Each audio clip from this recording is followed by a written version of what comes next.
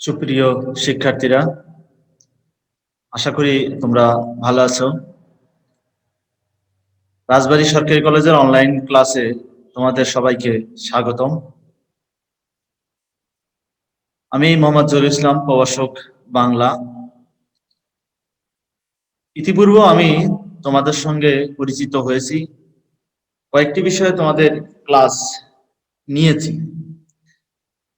আজকে আমি তোমাদের ব্যাকরণের একটি উল্লেখযোগ্য অংশ নিয়ে কথা বলতে চাই। আমার ক্ষুদ্র প্রচেষ্টা হয়তোবা তোমাদের ভালো লাগতে পারে। তোমাদের কাছে বিনীত অনুরোধ, তোমরা অন্তত এই অনলাইন ক্লাসগুলো একটু সতর্কতার সঙ্গে দেখো, বোঝার চেষ্টা করো। নিজেরা যে বইপত্র গাইডপত্র কিনেছো সেটি দেখার চেষ্টা করো, বোঝার চেষ্টা করো। কারণ time and tide wait for none. সময় এবং স্রোত আমরা জানি কারোর জন্যই অপেক্ষা করবে না। আরেকটি কথা হচ্ছে, করোনাকালীন সময়ে একেবারে কিছু না হওয়ার চেয়ে এটা অন্তত ভালো যে তোমাদের জন্য অনলাইনে কিছু ক্লাসের ব্যবস্থা আছে। তোমাদের সৌভাগ্য, এটা তোমাদের দুর্ভাগ্য। তবু দুর্ভাগ্যকে আমাদের মেনে নিয়েই সামনে এগিয়ে যেতে হবে, এটাই আমাদের প্রত্যয়। যাই হোক, আজকে আমি তোমাদের সঙ্গে আমার আলোচ্য বিষয় রেখেছি। আজকের বিষয় বানান শুদ্ধিকরণ। এই বানান শুদ্ধিকরণ বিষয়টা নিয়ে তোমাদের সঙ্গে আমি একটু কথা বলতে চাই। প্রথম দিকেই বলবো, বানান শুদ্ধিকরণ আসলে একক কোনো অধ্যায় বা চ্যাপ্টার অনুসারে কোনো ব্যাকরণ বইতেই আসলে ওইভাবে আলোচনা করা সম্ভব নয়। কেন? কারণটা হচ্ছে, বানান শুদ্ধিকরণের জন্য যে শব্দগুলো, যে নিয়মগুলো এক জায়গায় করা হয়েছে, এই নিয়মগুলো আসলে নানান জায়গা থেকে এসেছে। যদি জানতে চাও যে কোথা থেকে এসেছে, হ্যাঁ, প্রথম দিকে বলবো বানান শুদ্ধিকরণের জন্য যে নিয়মগুলো, তার অনেকগুলো নিয়ম এসেছে সংস্কৃত ভাষা থেকে। আমরা জানি সংস্কৃত ভাষায় বানান শুদ্ধিকরণের জন্য যে নিয়মগুলো অবিকৃত আছে, বাংলা ভাষাও সেগুলো অবিকৃতই থাকবে। অর্থাৎ কোনো প্রকারের পরিবর্তন ছাড়াই বাংলা ভাষা ওই বানান শুদ্ধিকরণ গুলো প্রযোজ্য হবে। গেল সংস্কৃত বা তৎসম ভাষার অনেকগুলো নিয়ম কানুন, যেগুলো বাংলা ভাষা সরাসরি অনুসরণ করা হয়। এটি একটি বড় ক্ষেত্র যেখান থেকে বানান শুদ্ধিকরণের বেশ কিছু নিয়ম এসেছে। আরেকটি বলি, বানান শুদ্ধিকরণের একটি বড় কাজ করেছেন আমাদের ভাষা গবেষণা কেন্দ্র হিসেবে আমরা যাকে চিনি, সেই প্রতিষ্ঠানটির নাম হচ্ছে বাংলা একাডেমি। বাংলা একাডেমি বড় একটি ভূমিকা রেখেছে বানান শুদ্ধিকরণের বিষয়ে। এই বাংলা একাডেমি প্রণীত বাংলা বানানের নিয়ম কানুন, এখান থেকেও বানান শুদ্ধিকরণের অনেকগুলো নিয়ম আমরা পেয়েছি। যাক, এরপরে আসি, এরপরেও কি আরো অপশন থাকতে পারে? হ্যাঁ, আমরা বানান শুদ্ধিকরণের বানানের শব্দগুলো দেখলেই বুঝতে পারি যে বানান শুদ্ধিকরণের অনেক বড় একটি অংশ এসেছে। বানান শুদ্ধিকরণের অনেক বড় একটি অংশ এসেছে হচ্ছে আমাদের সন্ধি থেকে। আমরা জানি সন্ধি তিন প্রকার: বাংলা সন্ধি, সংস্কৃত সন্ধি, বিসর্গ সন্ধি। এখন আমরা দেখব এই সন্ধিতে প্রচুর শব্দ আছে যেগুলো সন্ধিগতভাবে শুদ্ধ, তার মানে সেগুলো বানানগতভাবে শুদ্ধ। তাহলে এটা আমরা বুঝতে পারতেছি যে আমাদের বাংলা বানানের একটি বড় অংশ এসেছে আমাদের সন্ধি থেকে। এরপরে আমরা যদি বলি যে আরো কোথাও থেকে এসেছে, হ্যাঁ অবশ্যই আমরা বাংলা বানানের আরো একটি নিয়ম কানুনের বড় একটি অনুষঙ্গ বা বড় একটি অনুচ্ছেদ পেয়ে যাব প্রকৃতি ও প্রত্যয় থেকে। অর্থাৎ প্রকৃতি ও প্রত্যয় থেকে অনেক শব্দ এসেছে যা বাংলা বানানের নিয়মের অন্তর্ভুক্ত। তাহলে ওখানে বড় একটি অংশ। এরপরেও যদি বলি, হ্যাঁ বাংলা বানানের নিয়ম, অনেকগুলো সমাজজাত শব্দ আছে আমাদের। সমাজজাত নিয়মগুলো আসলে অধিকাংশই সংস্কৃত ভাষার নিয়ম থেকে এসেছে, এটা আমরা জানি। এবং মনে রাখতে হবে এই সমাসের শব্দগুলো আসলে আমাদের বানান শুদ্ধিকরণেরও অন্তর্ভুক্ত। এরপরে আরো আছে, যদি বাংলা বানানের নিয়মের মধ্যে আরো আমরা আনতে চাই, তাহলে দেখবো যে শব্দগুলো আমাদের এক বচন বহু বচনে ব্যবহৃত হয়, এই শব্দগুলো বাংলা বানানের অন্তর্ভুক্ত হবে। বাংলা বানান শুদ্ধিকরণের অন্তর্ভুক্ত হবে।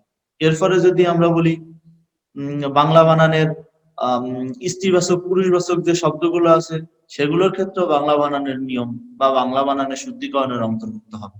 তার মানে এক কথায় দাঁড়াচ্ছে আমাদের বাংলা বানানের শুদ্ধিকরণ এই অংশটা বেশ বড় একটি অংশকে একটি সংকুচিত রূপে দাঁড় করানোর চেষ্টা করা হয়েছে।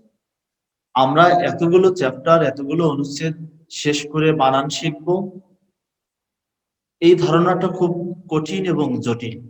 তার চেয়ে বরং আমরা চেষ্টা করব বানান শুদ্ধিকরণকে আলাদা একটা চ্যাপ্টার এর মধ্যে আলোচনা করার জন্য, যেখানে যে নিয়মগুলো হয়তোবা নানান জায়গাতে ব্যাকরণের নানান জায়গা থেকে এসেছে, কিন্তু আমরা এক জায়গায় একত্রিত করে কিছু নিয়ম কানুন দেখানোর চেষ্টা করব যেগুলো আমাদের বানান শুদ্ধিকরণের ক্ষেত্রে বেশ ভূমিকা রাখবে। যাই হোক, আমরা সেই চেষ্টাটাই করি। আমরা অন্তত এখন বানান শুদ্ধিকরণের কিছু নিয়ম কানুন দেখাচ্ছি, তোমরা সেগুলো অত্যন্ত যত্ন সহকারে দেখবে, আশা করি তোমাদের ভালো লাগবে। ঠিক আছে, এরপরে আমরা আসি হচ্ছে নিয়ম দেখাই।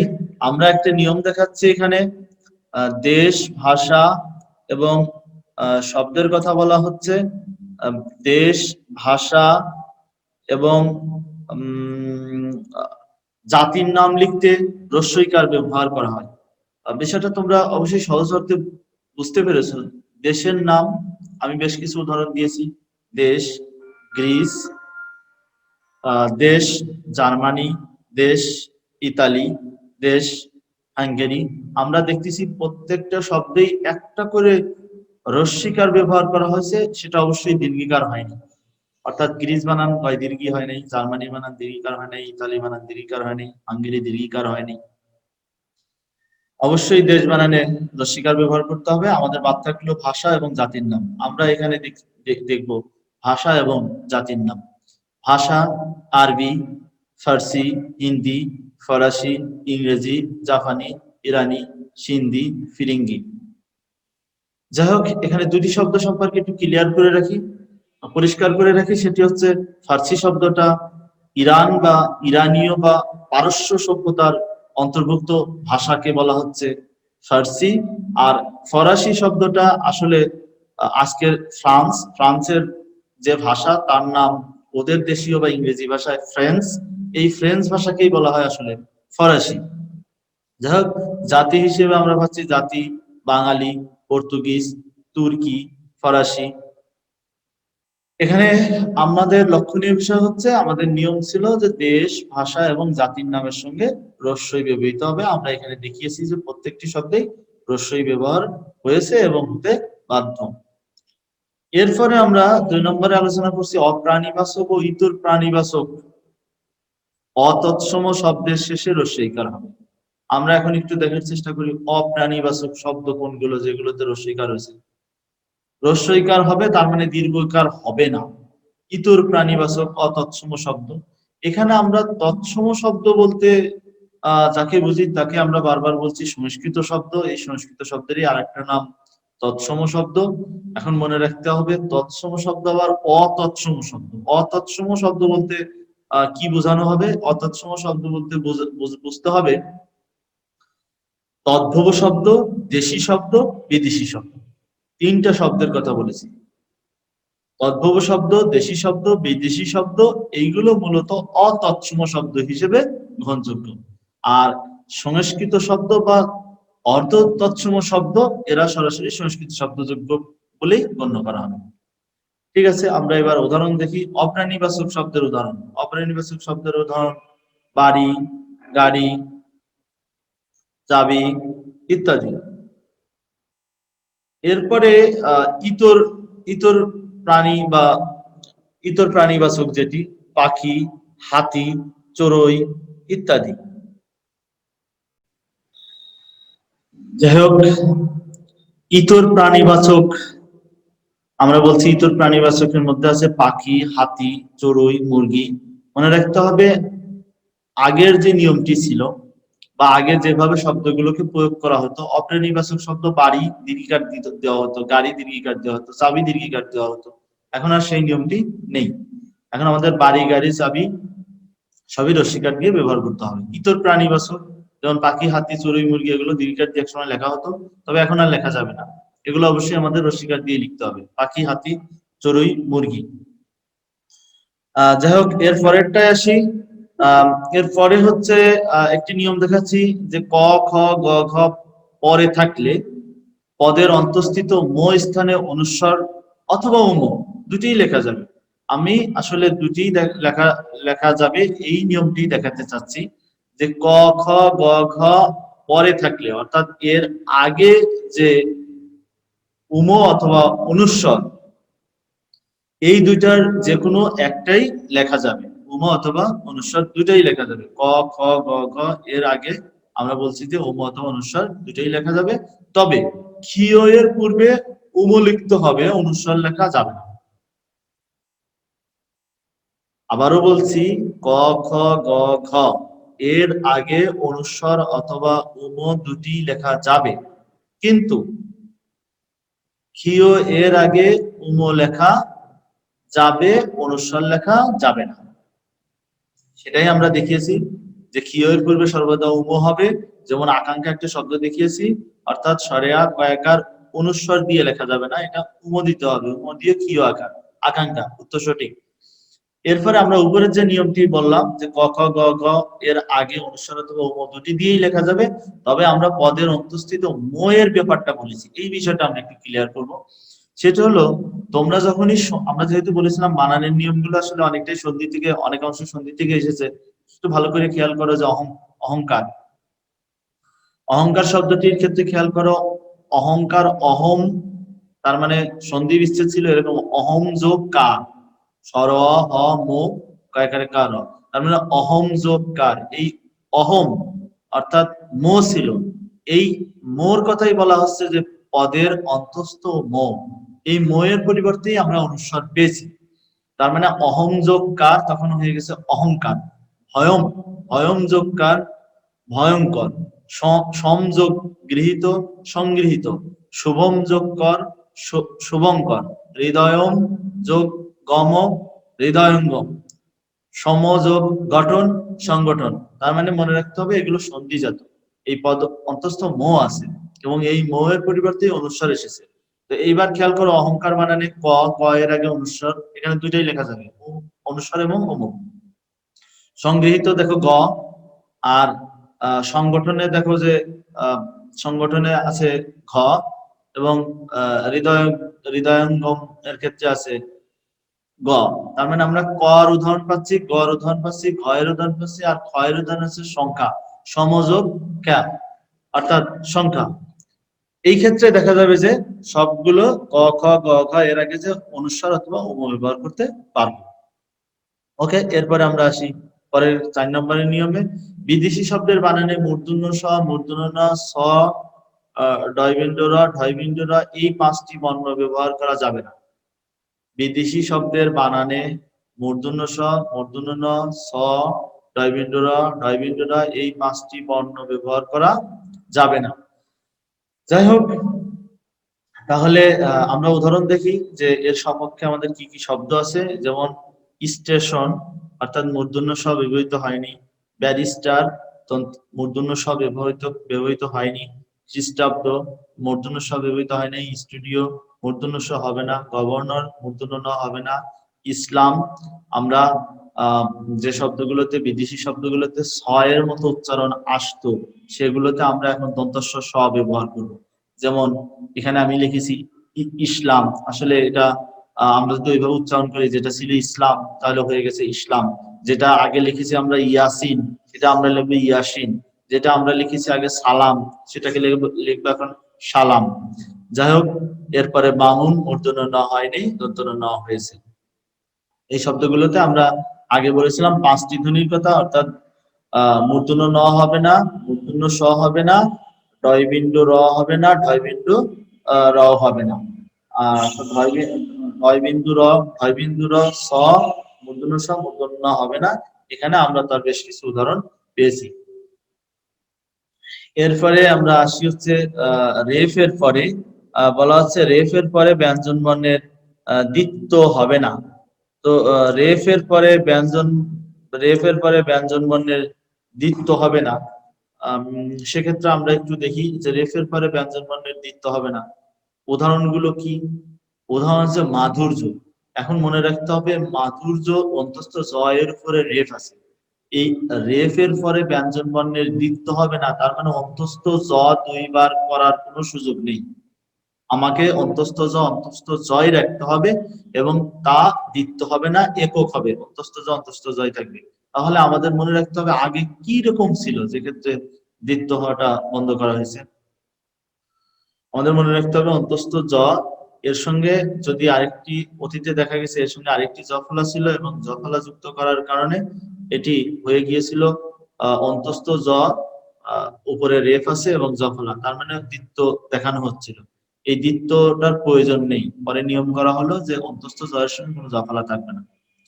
এরপরে কার্তিক বানানে দেখো তয় তয় তয় তয় রস্যি রেফ ছিল, কার কার্তিক ত্রিক এরকম, আসলে দ্বৈত দ্বৈত উচ্চারণ।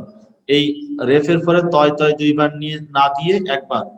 কার্য বানানো ঠিক মাধুর্যর মতো নির্দিষ্ট বানানে বলি দয় দ দুইবার দিয়ে রেফ ছিল, সেটাকে একবার দ দেওয়া হয়েছে। ধর্মসভাতে মো দুইবার ছিল, একবার দেওয়া হয়েছে। পর্বত বানানে ব দুইবার ছিল, রেফের পরে ব। খেয়াল করে যে রেফের পরে যে ধ্বনি আছে, রেফের পরে একটি ব্যঞ্জন ধ্বনি আছে, যেমন রেফের পরে অর্চনা বানানে চ আছে, এই চ দুইবার ছিল অর্চনা, কিন্তু এখন একবার। অর্জন বানান বর্গীয় জ দুইবার ছিল, অর্থ বানান ওখানে তথ ছিল, আহ অর্ধ বানান এখানে ধয় ব ছিল, সেখানে শুধু ধ আনা হয়েছে। কর্দম বানানে তয় দ ছিল, একবার দ আনা হয়েছে। কর্দম বানানে তয় তয় ছিল। মোহ বা কর্ম বানানে মো দুইবার ছিল। গর্জন বানানে বর্গীয় জ দুইবার ছিল। মূর্ছা বানানে মুৎ সা চ ছিল, চয় ছ করা হয়েছিল। পার্থক্য এখানে ধয় ব ছিল। সূর্য বানানে দেখো অন্তস্থ জ ব্যবহার করা হতো, সূর্য এরকম, কিন্তু এখন বলা হচ্ছে যে রেফের পরে ব্যঞ্জন ধ্বনির দ্বিত্ব হবে না। তো রেফের পরে ব্যঞ্জন ধ্বনির দ্বিত্ব হবে না, এই কথাটা পরিষ্কার এখানে। আমরা এরপরের উদাহরণটা আমরা একটু দেখি। আমরা এরপরের যদি উদাহরণ দেখি তাহলে দেখবো যে বিস্ময় সূচক অব্যয় বলা হচ্ছে, বিস্ময় সূচক অব্যয় যেগুলো হবে, এই বিস্ময় সূচক অব্যয় যেমন আমি দেখানোর চেষ্টা করছি, বিস্ময় সূচক অব্যয় বা, সি, উ, এই বিস্ময় সূচক অব্যয় ছাড়া শব্দের শেষে বিসর্গ থাকবে না। কোনোভাবেই প্রচলিত বাংলা শব্দের শেষে বিসর্গ ব্যবহার করা যাবে না।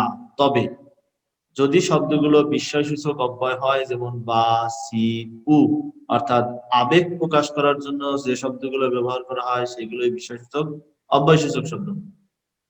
এই শব্দগুলো থাকলেই কেবলমাত্র বিসর্গ ব্যবহার করা যাবে, অন্য ক্ষেত্রে বিসর্গ ব্যবহার করা যাবে না।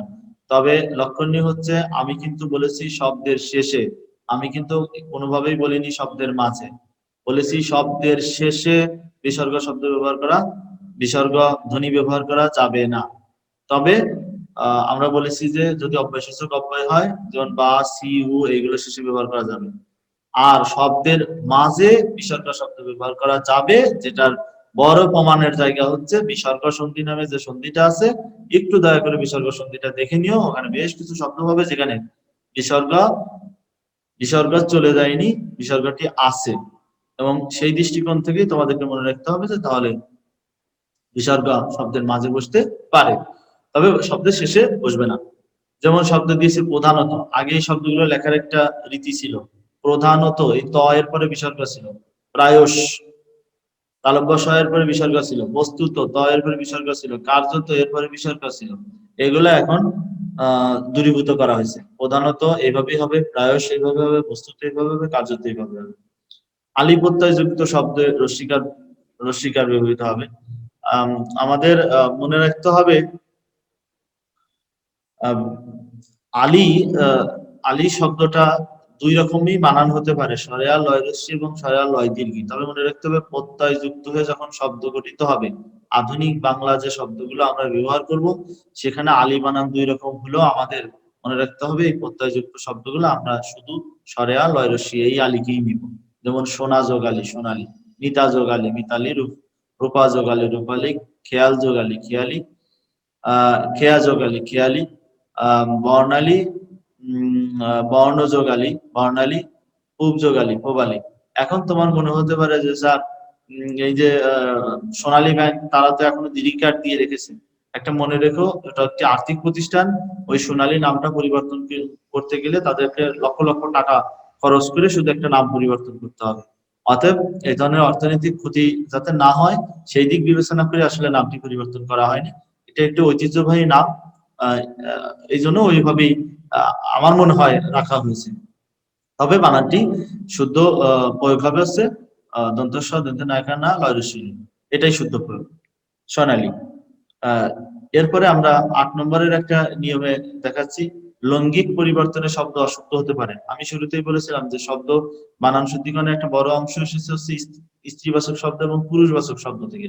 এখানে মনে রাখতে হবে লৈঙ্গিক পরিবর্তন মানে এটাও আসলে স্ত্রীবাচক পুরুষবাচক শব্দের দিকেই নির্দেশ করতেছে আমাদের। এই অধীনী শব্দটা ভুল আছে, মনে রাখতে হবে শব্দটা শুদ্ধ হচ্ছে অধীনা, শব্দটা শুদ্ধ হচ্ছে অনাথা, শব্দটা শুদ্ধ হচ্ছে অভাগা অথবা অভাগী, শব্দটি শুদ্ধ হচ্ছে নিরপরাধা, শব্দটি শুদ্ধ হচ্ছে নির্দোষা। এখন কথা হচ্ছে অধীনী শব্দটা ভুল। কেন ভুল এর একটি ব্যাখ্যা আমরা দিচ্ছি, সেটি হচ্ছে স্ত্রীবাচক থেকে পুরুষবাচক থেকে স্ত্রীবাচক শব্দে রূপান্তর করার জন্য সকল জায়গায় ইনি প্রত্যয় যুক্ত করে স্ত্রীবাচক করার কোনো প্রয়োজন নেই। এই শব্দগুলো সংস্কৃত শব্দ এবং সংস্কৃত ভাষার নিয়ম থেকেই এসেছে। মনে রাখতে হবে অধীনা শব্দটির পুরুষবাচক শব্দ হচ্ছে অধীন ও অধীন। অধীন, এই অধীন শব্দটি থেকে অধীন শব্দটি পুরুষ, স্ত্রীবাচক হবে অধীনা। অনাথ শব্দটি পুরুষ, স্ত্রীবাচক হবে অনাথা। অভাগা, অভাগা পুরুষের বেলায় ব্যবহার করা হয়, অভাগা অভাগী নারীর বেলায় ব্যবহার করা হয়। নিরপরাধ পুরুষ, নিরপরাধা স্ত্রীবাচক। নির্দোষ পুরুষ, নির্দোষা স্ত্রীবাচক। আরো কিছু শব্দ দেখাচ্ছি, অর্ধাঙ্গী, অর্ধাঙ্গী শব্দটি সঠিক, সর্পী শব্দটি সঠিক, সুকেশী সুকেশা সঠিক, গোপী সঠিক। মনে রাখতে হবে অর্ধাঙ্গী শব্দটার পুরুষবাচক শব্দ হচ্ছে অর্ধাঙ্গ, সর্পী শব্দের পুরুষবাচক শব্দ হচ্ছে সর্প, সুকেশী বা সুকেশা শব্দের পুরুষবাচক শব্দ হচ্ছে সুকেশ, গোপী শব্দের পুরুষবাচক শব্দ হচ্ছে গোপ। আমরা এরপরে একটা নিয়ম আলোচনা করছি, একই সঙ্গে দুবার বহুবচনবাচক প্রত্যয় বা শব্দ ব্যবহৃত হয় না। অর্থাৎ আমরা বোঝানোর চেষ্টা করতেছি শব্দগুলোকে বহুবচন করার জন্য বহুবচনবাচক শব্দ, শব্দগুলোকে বহুবচনবাচক করার জন্য বহুবচনবাচক শব্দগুলো একই শব্দে দুইবার ব্যবহার করার প্রয়োজন নেই। ব্যবহার করলে শব্দটি ভুল হবে। যেমন আমি প্রথম শব্দটা ভুল লিখেছি, সকল আলেমগণ, ভুল। সঠিক হচ্ছে আলেমগণ অথবা সকল আলেম। কেবলমাত্র শব্দটা সঠিক হচ্ছে কেবল অথবা মাত্র। অশ্রু জল, অশ্রু অথবা জল দুটির যে কোনো একটি লিখতে হবে। এরপরে আসি প্রকৃতি প্রত্যয়জাত অথবা সন্ধিজাত অথবা সমাজজাত শব্দের অশুদ্ধ রূপ ব্যবহার করা যাবে না, এটি একটি নিয়ম। প্রকৃতি ও প্রত্যয়জাত, সন্ধিজাত, সমাজজাত শব্দের অশুদ্ধ রূপ ব্যবহার করা যাবে না। শব্দগুলো দেখাচ্ছি, নিরোগ, নিরোগটি আমরা লিখেছি সন্ধিজাত। কেন সন্ধিতে দেখবে যে তোমরা এরকম নির্ণয় করা আছে দন্ত নয়রস্যি বিসর্গ যোগ রোগ, নিরোগ। এরপরে নিরোগ শব্দটি সমাধান হবে দন্ত নয় দীর্ঘ রকারের রোগ গ নিরোগ। তোমরা অবশ্যই বুঝতে পারবা সন্ধিটার থেকে প্রচুর পরিমাণে নিয়ম বানান শুদ্ধিকরণে এসেছে। আমরা বারবার বলছি বানান শুদ্ধিকরণের জন্য সন্ধির নিয়ম কানুন দেখার প্রয়োজন আছে। নিরোগ, নিরোগ শশীভূষণ, এক্ষেত্রে আমরা বলছি যে শশী বানানে দীর্ঘ ছিল, ওটা রস্বীকার হবে, কেননা শশী শব্দের সঙ্গে অতিরিক্ত একটি শব্দ যুক্ত করা হয়েছে ভূষণ, এবং ভূষণ বানানো দেখো যে ওটা সত্যবিধান নত্যবিধানের নিয়ম থেকে এসেছে। ভূষণ বানান বয় দীর্ঘ মূর্ধন্য স মূর্ধন্য না। এরপরে বিনা পানি, বিনা পানিটার বানানটা এটা একটি সমাসজাত শব্দ, বিনা পানিতে যার, বিনা বানান বয় দীর্ঘ মূর্ধন্য নয়কার, আর পানি বানান এই পানি হচ্ছে হাত নয়কার বা মূর্ধন্য নয় ঋষি। উৎকর্ষতা শব্দটি অবশ্যই প্রকৃতি ও প্রত্যয়জাত, তাপত্যয়জাত, কিন্তু মনে রাখতে হবে এই শব্দটি আসলে উৎকর্ষ জাত হবে না, এটা হবে হবে উৎকৃষ্ট অথবা উৎকর্ষ, এটি হচ্ছে সঠিক। 12 নম্বর, সংযুক্ত বর্ণের ব্যবহারে শব্দ অশুদ্ধ হতে পারে। সংযুক্ত বর্ণের ব্যবহারে শব্দ অশুদ্ধ হতে পারে কিভাবে? কারণ আমরা জানি এখানে সংযুক্ত শব্দ, এই যে প্রথমে আহ্নিক লিখেছি, এটা মনে রাখতে হবে এই আহ্নিক শব্দটি ভুল আছে। কেননা আহ্নিক শব্দে হ যোগ দন্তন্য ন হবে, আর আগে যে ভুল শব্দটি লিখেছি সেখানে হ যোগ মূর্ধন্য ন লিখেছি। এই হ এর নিচে দন্তন্য ন এর মতো থাকা মানে হচ্ছে এটা একটি মূর্ধন্য ন। আর সায়ান্ন বানানো একই অবস্থা। তারপরে দেখো ওখানে তালুক বসার ভুল আছে। সায়ান্ন, মধ্যাহ্ন, মধ্যাহ্ন বানানে, আহ্নিক বানানে, সায়ান্ন বানানে যে জায়গায় সবগুলো দন্তন্য ন এর মতো দেওয়া হয়েছে, আসলে সবগুলোতেই দন্তন্য ন ন হবে, কিন্তু মূর্ধন্য ন হবে না। এরপরে আমরা আরেকটা অংশ দেখাই। ব্রাহ্মণ বানানে অবশ্যই মূর্ধন্য ন লিখতে হবে এবং হয়ম লিখতে হবে। যক্ষা, ক্ষীয়, মো আকার হবে যক্ষা বানান। পূর্বাহ্ন বানানে অবশ্যই মূর্ধন্য ন ব্যবহার করতে হবে, অপরাহ্ন বানানে মূর্ধন্য ন ব্যবহার করতে হবে। মুখস্থ বানানে দেখো দন্ত স, যেটা হয় এর মতো দেখতেছো ওটা আসলে দন্ত স থয়। যাই হোক, সংযুক্ত বর্ণের বানানে শব্দ অশুদ্ধ হতে পারে, এটার খুবই বেশি পরিমাণ প্রয়োগ আছে, এগুলো একটু যত্ন সহকারে দেখতে হবে। আবারও দেখাচ্ছি, আহ্নিক, সায়ান্ন, মধ্যাহ্ন তিনটি দন্তন্য ন, ব্রাহ্মণ বানানে মূর্ধন্য ন হয় ম, যক্ষা বানানে ক্ষীয় ম আকার, পূর্বাহ্ন বানানে অবশ্যই মূর্ধন্য ন হবে, অপরাহ্ন বানানে মূর্ধন্য ন হবে, মনে রাখতে হবে পরাহ্ন বানানো মূর্ধন্য ন হবে। মুখস্থ, আসলে মুখস্থ না, এটা হবে মুখস্থ। যাই হোক, আজকে তোমাদের সাথে এই পর্যন্তই। আগামী ক্লাসে আবার কথা হবে। তোমরা ভালো থেকো। আশা করি করোনাকালীন সময় আমাদের জন্য শেষ হয়ে যাবে, আমরা এরপরে আবার সরাসরি ক্লাস করতে পারবো। তোমরা সবাই ভালো থেকো। আল্লাহ হাফেজ।